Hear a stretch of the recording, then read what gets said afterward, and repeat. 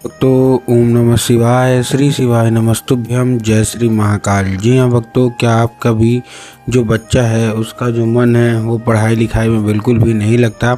आप लोग बहुत ज़्यादा परेशान हैं उसकी पढ़ाई को लेके कि आखिरकार हमारा जो बच्चा है वो पढ़ता क्यों नहीं है। जब भी आप उसको पढ़ाने के लिए बैठाते हो तो कहीं वो घूमने चला जाएगा, कहीं खेलने चला जाएगा, कहीं कुछ करेगा, कहीं कुछ, लेकिन पढ़ेगा बस बिल्कुल भी नहीं। और आपको भी समझ में नहीं आता कि आखिर ऐसा क्या हो गया है जिसके कारण हमारा जो बच्चा है वो पढ़ता नहीं है। तो आपको परेशान होने की बिल्कुल भी आवश्यकता नहीं है, क्योंकि आज जो मैं आपको उपाय बताने वाला हूँ, अगर आपने उसको ध्यान से सुन के कर लिया तो अवश्य रूप से सारी इच्छा मनोकामना जो है ना वो पूरी आएगी ही आएगी। और अवश्य रूप से जो बच्चा है वो पढ़ाई की ओर आकर्षित होगा ही होगा। देखिए, आपको भी पता है कि पूज्य गुरुदेव की जो कथा होती है उसमें लाखों की भीड़ आती है। कैसे भीड़ आती है? लाखों की भीड़ आती है। और जब गुरुदेव की कथा में लाखों की भीड़ आती है तो ज़्यादातर जो भक्त होते हैं वो क्या करते हैं, पत्र के द्वारा अपनी इच्छा और पत्र के द्वारा अपनी मनोकामना जो है वो गुरुदेव तक पहुंचाते हैं। तो अभी गुरुदेव की कथा चल रही थी, आज से 4 से 5 महीना पहले की बात है। गुरुदेव की कथा चल रही थी और गुरुदेव की कथा में लाखों की भीड़ आई। अब जब गुरुदेव की कथा में लाखों की भीड़ आई तो वहाँ ज़्यादातर जो भक्त थे उन्होंने क्या किया, पत्र के द्वारा अपनी इच्छा और क्या करना और अपनी मनोकामना जो है वो गुरुदेव तक पहुंचाई। अब जैसे ही गुरुदेव के पास पत्र पहुंचा और गुरुदेव ने पत्र पढ़ा तो वहाँ गुरुदेव ने देखा कि ज़्यादातर जो भक्त हैं उनकी क्या है, केवल और केवल एक ही इच्छा और एक ही मनोकामना है कि गुरुदेव हमारे घर का जो एक लड़का है वो पढ़ता नहीं है।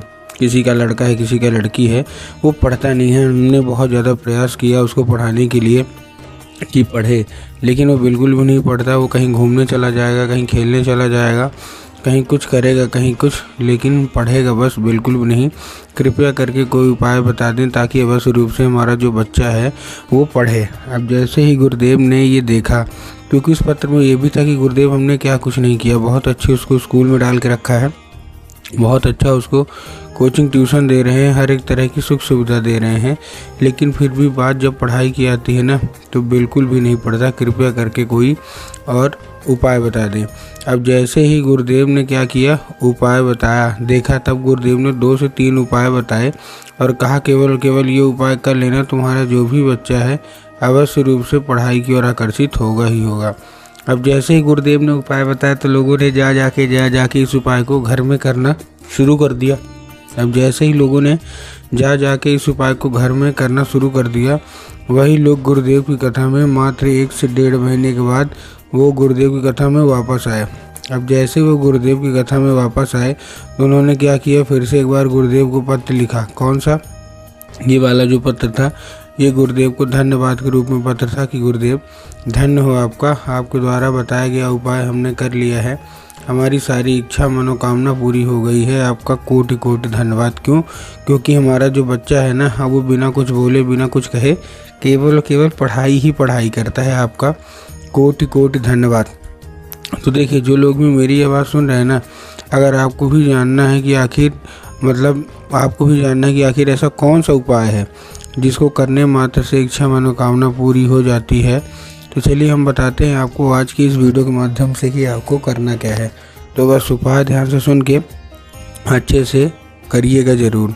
तो देखिए, जो हमारा सबसे पहला उपाय है, इस उपाय में आपको लेना है क्या, सबसे पहले आपको लेना है 3 काली तिल और साथ में आपको लेना है 1 धतूरा। ठीक, तो 3 काली तिल ले लिए, साथ में 1 धतूरा ले लिए। धतूरा लेने के बाद आपको और क्या करना है, जैसे आपने धतूरा लिया, धतूरा लेने के बाद अपने बच्चे के हाथ में दे देना है उसको और भेज देना है कहाँ, सीधा शिव मंदिर। अब जैसे ही आपका बच्चा शिव मंदिर पहुँचेगा, शिव मंदिर पहुँचने के बाद उसको बोलिएगा कि दक्षिण दिशा में खड़ा हो जाए और उत्तर की ओर अपना चेहरा कर ले। अब देखिए, दक्षिण और उत्तर में ना बहुत सारे लोग कंफ्यूज होते हैं कि दक्षिण क्या है, उत्तर क्या है, हमको थोड़ा साफ साफ बताओ। तब गुरुदेव ने साफ साफ बताया है कि आप जिस भी शिव मंदिर जा रहे हैं उस शिव मंदिर का जिधर साइड जलाधारी होगा, आपको अपना चेहरा उधर साइड करके खड़े हो जाना है। ठीक, खड़े हो गए। खड़े होने के बाद आपको क्या करना है, एक नाम लेके, कौन सा, महादेव को बहुत ही सुंदर सा नाम है, श्रम्भेश्वर महादेव। तो आपको करना क्या है, आपको श्रम्भेश्वर महादेव का नाम लेके और उन्हीं का स्मरण करके आप अपने बच्चे को बोलिएगा कि अर्पित कर दे। पूज्य गुरुदेव कहते हैं कि अगर आपने ऐसा कर लिया और आपके बच्चे ने, तो अवश्य रूप से देखेंगे कि सारी इच्छा मनोकामना पूरी होनी ही होनी है। ठीक है, ये था कौन सा, ये था हमारा पहला उपाय।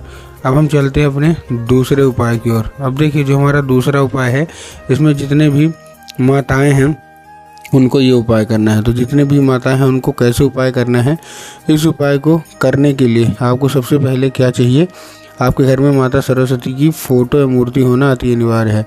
अगर आपके घर में माता सरस्वती की फ़ोटो या मूर्ति है तब तो आपको ठीक है, लेकिन अगर नहीं है तो आपको बाज़ार जाना है, माता सरस्वती की फ़ोटो लाना है, घर में स्थान दे देना है। ठीक, दे दिया स्थान देने के बाद आपको करना क्या है, शाम के वक्त में जब भी आपके घर में पूजा पाठ होती है तो वो जो लाल फूल है वो क्या करना है, वो जो लाल फूल है आपको अर्पित करना है माता सरस्वती को। और माता सरस्वती को अर्पित करने के बाद उसको क्या करना है, उसको औषधि के रूप में मांगना है कि कृपया करके हमको इसको औषधि के रूप में प्रदान करिए। अब क्या होगा, अब ये औषधि का रूप ले लेगा।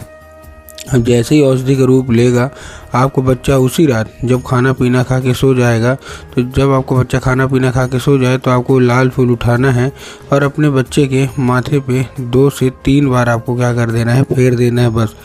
पूज्य गुरुदेव कहते हैं कि अगर आपने ऐसा कर लिया तो अवश्य रूप से इच्छा मनोकामना जो है ना वो पूरी होगी ही होगी, और आपका जो बच्चा है ना वो क्या है, वो पढ़ाई की ओर आकर्षित होगा ही होगा। तो उम्मीद करता हूँ आज के जो भी मैंने आपको उपाय बताए ना, बहुत अच्छे तरीके से आपको समझ में आ गए होंगे। उपाय अच्छा लगा हो तो कमेंट बॉक्स में हर हर महादेव अवश्य रूप से लिख दें।